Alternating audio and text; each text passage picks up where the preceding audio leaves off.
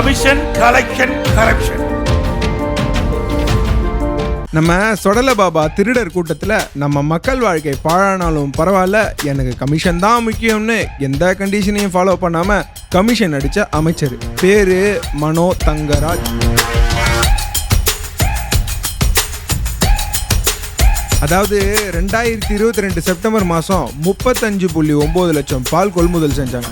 அடுத்து 2023 ஏப்ரலில் 27.9 லட்சம் லிட்டரா குறைஞ்சு போச்சு. பால் கொள்முதல்ல ஒரு பெரிய சரிவு வருது. இதை சரி கட்டலான்னு நம்ம சொடல பாபா முடிவு பண்ணி அப்ப பால்வளத்துறை அமைச்சரா பொறுப்பில் இருந்த ஆவடி நாசரை நீக்கிட்டு நம்ம மனோ தங்கராஜா உள்ள இறக்குறாரு. நம்ம தங்கம் என்னதான் பண்ணினாலும் 2024 26.3 லட்சம் லிட்டரா மறுபடியும் பால்வளத்துறை வீழ்ச்சியை நோக்கி போயிடுச்சு. அதே 2024 மே மாசம் ஆவின் பால் கொள்முதல் 31 லட்சம் தாண்டிருச்சுன்னு நச்சின்னு ஒரு ட்வீட்டை போடுறாரு நம்ம தங்கம். அது எப்படி சவாழ?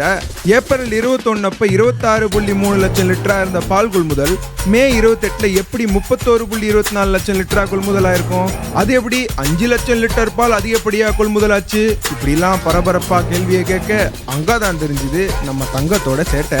செயலிழந்த பால் கூட்டுறவு சங்கங்களுக்கு உயிர் கொடுத்து பிரைவேட்ல இருந்து தரமே இல்லாத பாலை ஆவினுக்கு மடைய மாத்தி அந்த தரமே இல்லாத பாலை நிறைய காசு கொடுத்து வேற வாங்கியிருக்காரு தங்கம். அது மட்டும் தான் பார்த்தா வெளி மாநிலங்கள்ல இருந்து கொள்முதல் பண்ண வச்சிருக்கிற வெண்ணையும் பால் பவுடரையும் பாலுன்னு கணக்கு காட்டி ஏமாத்திருக்காரு தங்கம். இன்னொரு பக்கம் நம்ம சொடல கூட்டணி கட்சியெல்லாம் போட்டி போற இடத்துல தீயா வேலை செய்யணும்னு சொல்ல அதை அமைச்சர் கண்டுக்கவே இல்லை. அதனால 2024 நாடாளுமன்ற தேர்தலில் குமரி தொகுதி வழக்கம் போல காங்கிரஸுக்கே போயிடுச்சு. தேர்தலில் ஜெயிக்க வியூகம் அமைக்கல, குமரி மேயரை பணி செய்ய விடல. இவ்வளவு குற்றச்சாட்டு இருந்தும் கொஞ்சம் கூட குற்ற உணர்ச்சியே இல்லாம இன்னும் பால்வளத்துறை அமைச்சரா இருக்கிறாரு மனோ தங்கராஜ். ஆக மொத்தம் நம்ம சுடலையோட தங்கம் பண்ணிட்டாரு பங்கம். திமுகவே ஊழல், ஊழல்லாம் திமுக. இந்தியாவிலேயே ஊழலுக்காக கிடைக்கப்பட்ட ஒரே அரசாங்கம் திமுக அரசாங்கம்.